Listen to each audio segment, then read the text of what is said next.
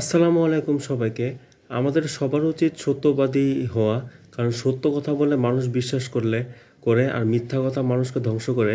তো রাসূল সাল্লাল্লাহু বলেছেন যে সত্যবাদিতা মুক্তি দেয় আর মিথ্যা ডেকে আনে ধ্বংস। আল হাদিস।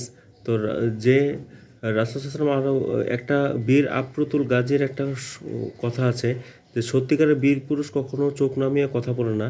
সত্য প্রতিষ্ঠার জন্য যদি পুরো পৃথিবীকে বিরক্ত করতে হয় তাহলে আমি পুরো পৃথিবীকেই বিরক্ত করব। এটা হচ্ছে বীর আফরতুল গাজীর কথা।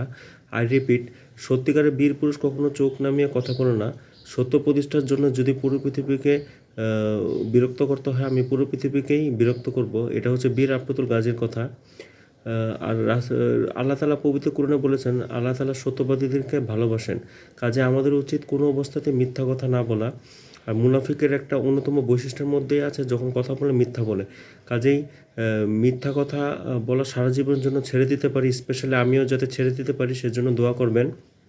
আর আমাদের কারো উচিত নয় যে মিথ্যা কথা বলা, কারণ মিথ্যাবাদী ধ্বংস হয়ে যায়। এটা আল্লাহ তাআলার কথা, আল্লাহ রাসূলের কথা। আর মিথ্যাবাদীকে আল্লাহ এবং আল্লাহ রাসূল পছন্দ করেন না। কাজে অলওয়েজ স্পিক ট্রুথ। আমাদের উচিত সবারই সত্য কথা বলা। তো আজকে এই পর্যন্তই। সবাই ভালো থাকবেন, সুস্থ থাকবেন। আসসালামু আলাইকুম ওয়া রাহমাতুল্লাহি ওয়া বারাকাতুহু।